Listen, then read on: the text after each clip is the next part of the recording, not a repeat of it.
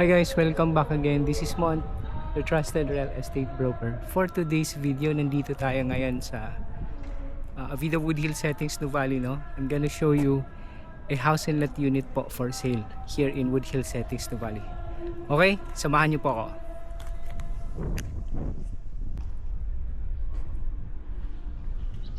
Alright, this is the house. Yeah, the lot area is 119 square meters. Yeah, this is a Japanese inspired house. Okay, let's see first sa garahe. Yeah, this is the garage, a two parking garage. Ayan siya. So napaka spacious niya. Marami lang siyang gamit because it's a newly built house. Kakatapos lang po ng construction nito at hindi pa siya natirhan. So this is the garage. Ayan, makikita nyo. And then, ito, sa back area. This is the back area. Ayan, makikita nyo. Access sa backyard. And then, ito yung likod niya. Ayan, this is the side of the house. Okay. Ayan. And then sa entrance, the main entrance is here. Okay, this is the main door. The main door of the house. Pagpasok natin, yan, the living area. And the living area. This is the dining.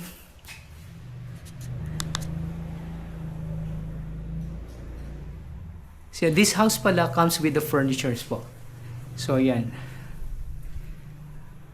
So may range hood na siya, may electric cooker, yan. And then ref. Yan. And then there's a powder room or toilet and bath dito sa ground floor.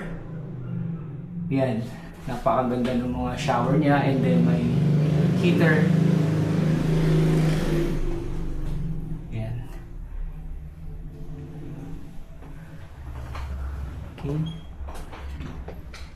And then upstairs,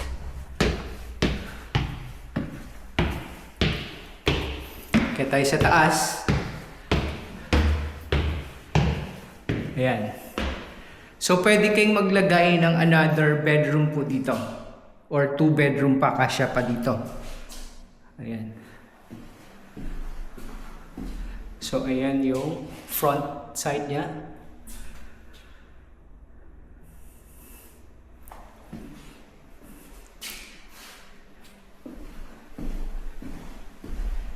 And then sa likod, ayan yung likuran.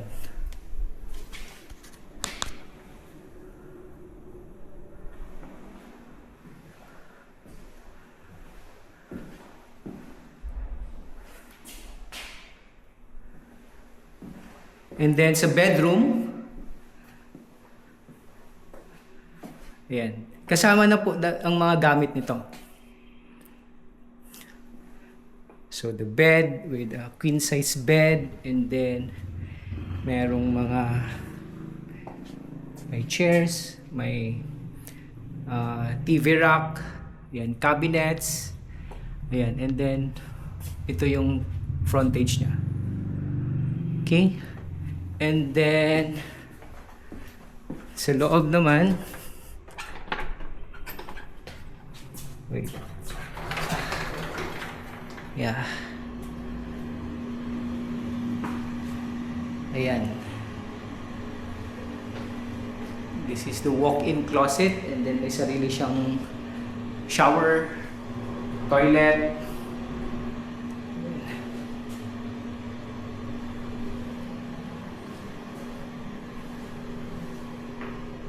Ayan, may cabinets.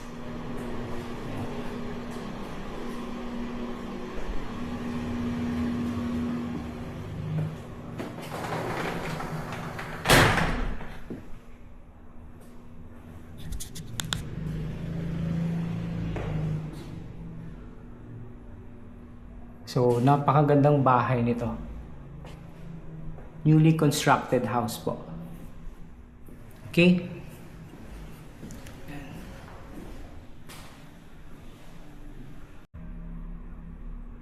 Alright? If you're interested po to purchase the house, just call me at my mobile number po. You can reach me through Viber or WhatsApp or even to my email address. Okay, maraming salamat po sa inyong panonood.